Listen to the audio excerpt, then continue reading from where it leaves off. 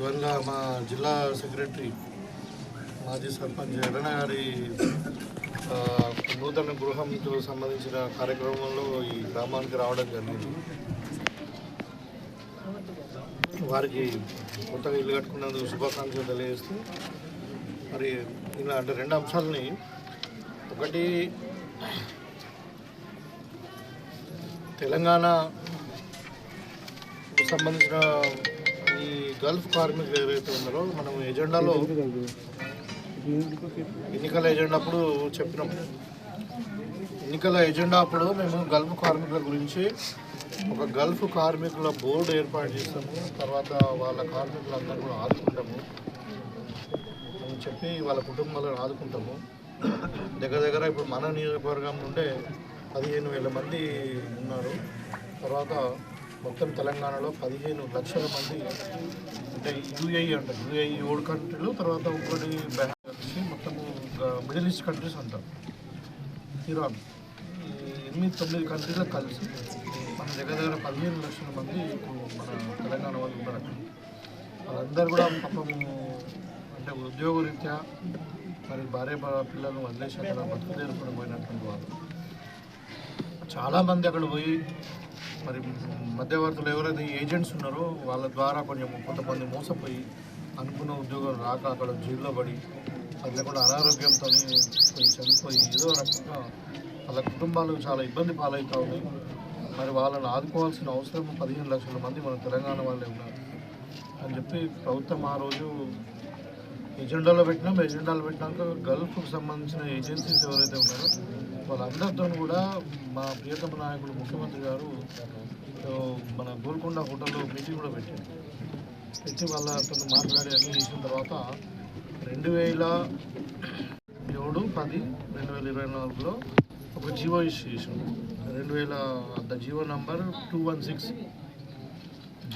216 copies కూడా ఇస్తాను. దీంట్లో ఏంటంటే నేను ఇప్పుడు స్పెషల్గా ఈ గల్ఫ్ కార్మికులు ఉన్నటువంటి నియోజకవర్గాలు మన నిజామాబాద్ రూరల్, బాల్కొండ, తర్వాత వేములవాడ, జగిత్యాల, కొరుట్ల, ధర్మపురి, తర్వాత ఇటు మన చొప్పదండి, ఇవన్నీ సంబంధించిన ఎమ్మెల్యేలందరూ కూడా మేము కూర్చొని ముఖ్యమంత్రి గారి దగ్గరికి వెళ్ళి మరి ఇట్లా మా దగ్గర సమస్య బాగుంది, దీనికి మనము ఎజెండాలో పెట్టినాము, మనం నిర్ణయం తీసుకోవాలని అనుకున్నప్పుడు ఆ రోజు 216 జీవో విడుదల చేసిన. జీవోలో ఏముందంటే మేము అప్పుడు కాపీస్ కూడా కొంతమందికి ఇచ్చినాము, ఇప్పుడు కూడా మీరు మళ్ళీ మీకు రిమైండ్ చేస్తున్నా. జీవోలో ఏముందంటే ముఖ్యంగా 4 అంశాలు ఉన్నాయి. ఒకటి, అక్కడ గల్ఫ్లో ఏదో ఒక కారణంతో చనిపోయితే అకాల మరణం జరిగితే వాళ్ళ కుటుంబాలకు 5 లక్షల రూపాయలు. ఏంటంటే వాళ్ళ పిల్లలను వాళ్ళ కుటుంబాలను ఆదుకోవడానికి వాళ్ళందరూ కూడా ఉచితంగా విద్యను అందించాలా, గురుకుల పాఠశాలలో వాళ్ళకి అడ్మిషన్ ఇప్పించాలనేది రెండవ అంశం. మూడో అంశం ఏంటంటే వాళ్ళందరినీ కూడా వాళ్ళ కుటుంబాలను ఆదుకోవాలని, అంటే వాళ్ళ భార్య కానీ ఇంకెవరైనా వాళ్ళ కుటుంబ సభ్యులు ఉంటే వాళ్ళందరూ కూడా మనము ఇంట్రెస్ట్ ఫ్రీ లోన్స్ ఇవ్వాలి. గవర్నమెంటే ఇంట్రెస్ట్ ఫ్రీ లోన్స్ ఇచ్చి మరి వాళ్ళ కుటుంబాలకు ఏదో ఒక అంటే ఉపాధి హామీని కల్పించాలా అన్న దాని మీద పెట్టింది.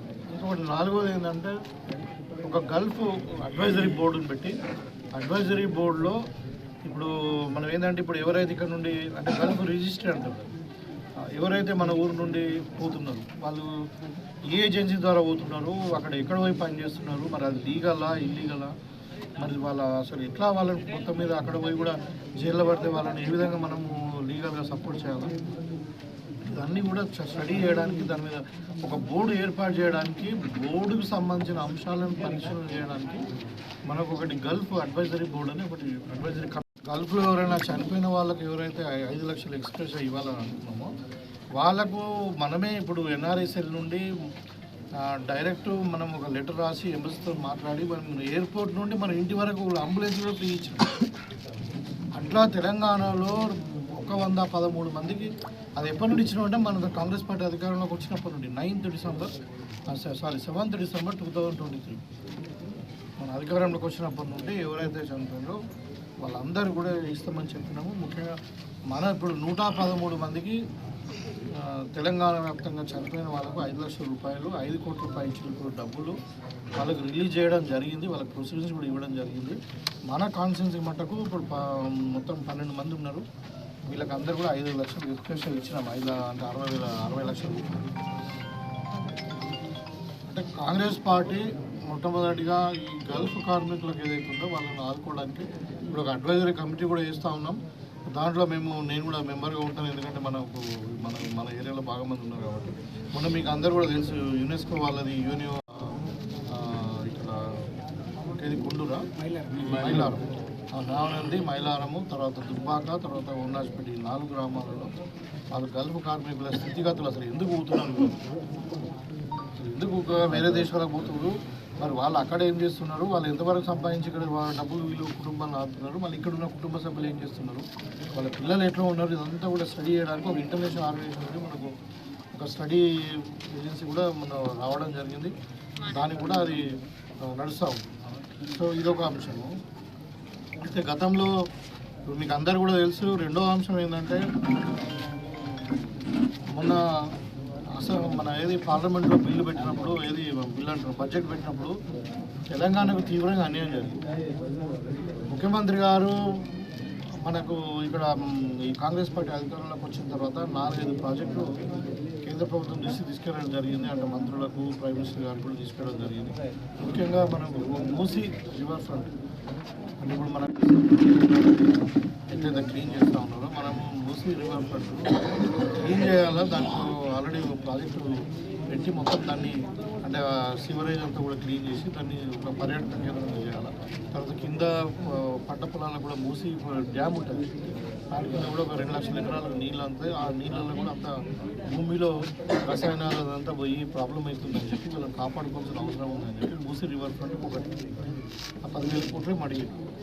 అది కాకుండా మనకు ఈ ఔటర్ రింగ్ రోడ్, ఇది RRR అంటారు. ఔటర్ రింగ్ రోడ్ కాదు, రీజనల్ రింగ్ రోడ్. RRR రోడ్కు మనకు ఉత్తర భాగంలో పర్మిషన్ వచ్చింది, దక్షిణ భాగంలో పర్మిషన్ రాలేదు. అది కూడా 24,000 కోట్లతో దానికి అడిగింది. అది కాకుండా ఇంకా ఈ మనకు హైదరాబాద్కు సంబంధించినటువంటి కొన్ని కంటోన్మెంట్ భూములు అవి మన ఎక్స్చేంజ్ కింద డిఫెన్స్ వాళ్ళతో అడిగింది. మళ్ళీ ఇంకొకటి ఏంటంటే ఈ మెట్రో ఎక్స్టెన్షన్ కొరకు ఇట్లా 4-5 అంశాలు, ముఖ్యమైన అంశాలు ప్రధానమంత్రి గారిని అడిగారు, అక్కడ కన్సర్న్ మంత్రులను అడిగారు.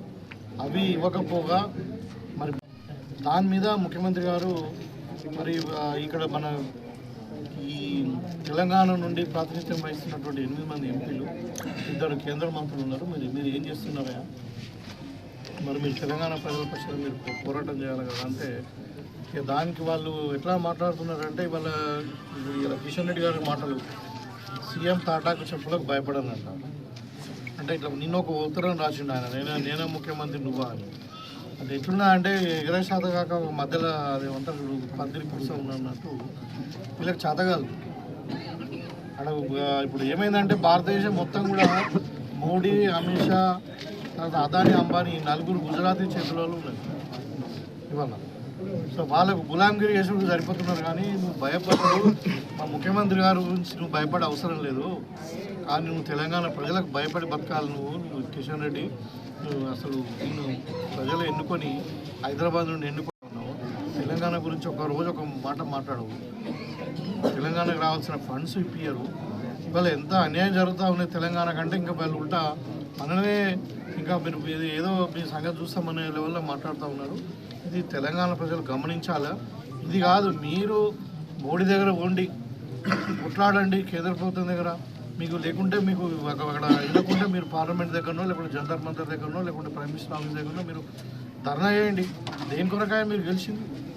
మీరు పోయి అంటే ఉత్తరప్రదేశ్కో, బీహార్కో, లేకుంటే గుజరాత్కో డబ్బు తీసుకుపోవడానిక? తెలంగాణ కొరక మీరు ఉన్నది ఇక్కడ. వీళ్ళకది మోడీ గారిని అడిగే దమ్ము లేదు.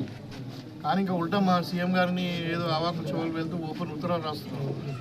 నువ్వు ఏం చేసావు? 8 ఏళ్ళలో 6 ఏళ్ళలో మంత్రి అయిపోయి చూపించండి ఏదో ఒక పని చేసామని చెప్పి. సిగ్గు లేకుండా మాట్లాడుతూ ఉన్నారు. ఇలా ఆంధ్రప్రదేశ్ రీఆర్గనైజేషన్ బిల్లు ఎప్పుడు వచ్చింది? 2014లో వచ్చింది. పార్లమెంట్లో రాజ్యసభలో పాస్ అయింది. బిల్ పాస్ అయిన తర్వాత 11 సంవత్సరాల నుండి బీజేపీ గవర్నమెంట్ ఉంది, మోడీ గారే ప్రైమ్ మినిస్టర్గా ఉన్నారు. ఇప్పటి వరకు 11 ఏళ్ళు అయింది. రీఆర్గనైజేషన్ బిల్లో ఉన్నటువంటి అంశాలు అమలు కావు. ఇక్కడ రాష్ట్ర ప్రభుత్వం ఏది అడుగుతుంది దాన్ని పక్కకు పడేస్తారు. ఆ కేంద్రంలో పరిశీలన లేకుండా పక్క పడేసి క్యాబినెట్లో డిస్కషన్ కాకుండా లేకుంటే రావాల్సిన ఫండ్స్ ఆపుతున్నారు. తెలంగాణకు వ్యతిరేకంగా పనిచేస్తున్నారు బీజేపీ. ఒక విధంగా చెప్పాలంటే తెలంగాణ ద్రోహులే వాళ్ళు. అప్పుడు తెలంగాణ ఉద్యమంలో కూడా కాకినాడలో తీర్మానం చేసి వెళ్ళకపోయారు. మళ్ళా తెలంగాణ ఉద్యమంలో అడ్డం పడ్డారు బిల్లు పెట్టేటప్పుడు కూడా. అంటే వీళ్ళు మోడీ గారు అంటారు తల్లిని చంపి బిడ్డను బతికించారు అన్నట్టు తెలంగాణను తలుపులు పెట్టి మూసేసి పెట్టారు అని ఒక హేళన విధంగా మాట్లాడినటువంటి సందర్భాలు కూడా ఉన్నాయి ప్రధానమంత్రి గారు. అంటే వీళ్ళు బీజేపీ వాళ్ళంటేనే తెలంగాణ వ్యతిరేకంగా పనిచేస్తున్నారు. వారి మీద అవాకులు చవాకులు వెళ్తూ ఉన్నారు. మీకు చేత కాకుండా రాజీనామా పెట్టండి. మేము మా ఇంటి కొరకు అడుగుతలేం, తెలంగాణ ప్రజల పక్షాన్ని అడుగుతున్నాం. మీరు జవాబుదారీ మంత్రిగా దేని కొరకు ఉన్నారు? తెలంగాణ ఉంటున్నారా? ఇవాళ మొత్తం దక్షిణ భారతం డబ్బులు తీసుకుపోయి తెలంగాణ డబ్బులు తీసుకుపోయి ఉత్తరప్రదేశ్లో పెడుతున్నారు, బీహార్లో పెడతా ఉన్నారు. అది అడిగే తెలివి లేదు. ఇవాళ మన తెలంగాణ నుండి 45 అంటే ₹1 మనం ఇక్కడ నుండి ట్యాక్స్ రూపంలో పంపిస్తే కేంద్ర ప్రభుత్వానికి వాళ్ళు 45 పైసలు మనకి ఇస్తున్నారు. అదే బీహార్కి ₹7 ఇస్తున్నారు, ఉత్తరప్రదేశ్కి ₹4 ఇస్తున్నారు. ఎవడు సొమ్ము? ఇప్పుడు మేమేమైనా మీ ఇంటికి వెళ్ళి అడుగుతున్నామా, లేకుంటే మోడీ గారి జేబులోకి వెళ్ళి అడుగుతున్నామా, కిషన్ రెడ్డి పాకెట్లోకి వెళ్ళి అడుగుతున్నామా? తెలంగాణ ప్రజల యొక్క సొత్తు, అది మేము కట్టిన ట్యాక్స్ని మాకు ఇవ్వండి అని అడుగుతున్నాము. అది అడిగే తెచ్చే దమ్ము లేదు. ఇవాళ ముఖ్యమంత్రి మాది కూడా మీరు భయపడం, మాకు భయపడదు కాదు, తెలంగాణ ప్రజలకు భయపడండి.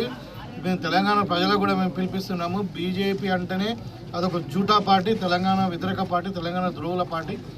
వాళ్ళకు తరిమి కొట్టాల్సిన అవసరం తెలంగాణ ఉందని చెప్పి ఈ సందర్భంగా అలా పని ఏం చేస్తున్నారు? పోయి గులాంగిరి గుజరాత్లో గులాంగిరి చేసుడు కాదు, తెలంగాణ ప్రజలకు గులాంగిరి చేయండి మీరు. ఇది చాలా సీరియస్. నాకు వారం రోజుల నుండి చూస్తూ ఉన్నాం కదా, మొత్తం ముఖ్యమంత్రి గారి వర్సెస్ ఇది కిషన్ రెడ్డి గారు వర్సెస్ నడుస్తుంది. అది అంటే ఏం చేసిందని చేసి చెప్పండి. 11 సంవత్సరాలు అయింది కదా మీ అధికారం వచ్చి, తెలంగాణకు ఏం చేసిందో చెప్పండి. రిజర్వేషన్ బిల్లు ఉన్న అంశాలు ఎందుకు అమలు కాలేదు? ఇలా మెట్రో రైలు ఎవరు ఆపుతుండ్రు?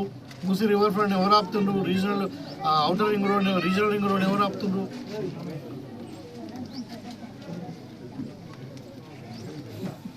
దానికి సమాధానం లేదు. మీరు పోయి కొట్లాడండి, మీ అవసరం ఉంటే మేము కూడా మీతో వస్తాం.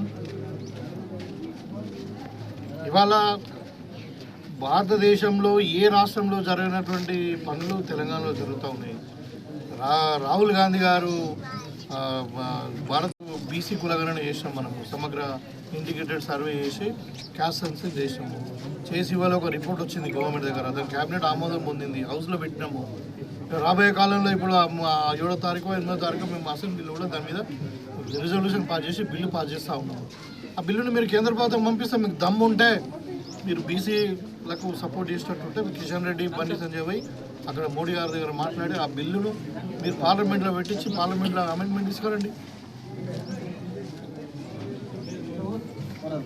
ఇవాళ మేము ఎస్సీ కేటగరైజేషన్ చేసాము.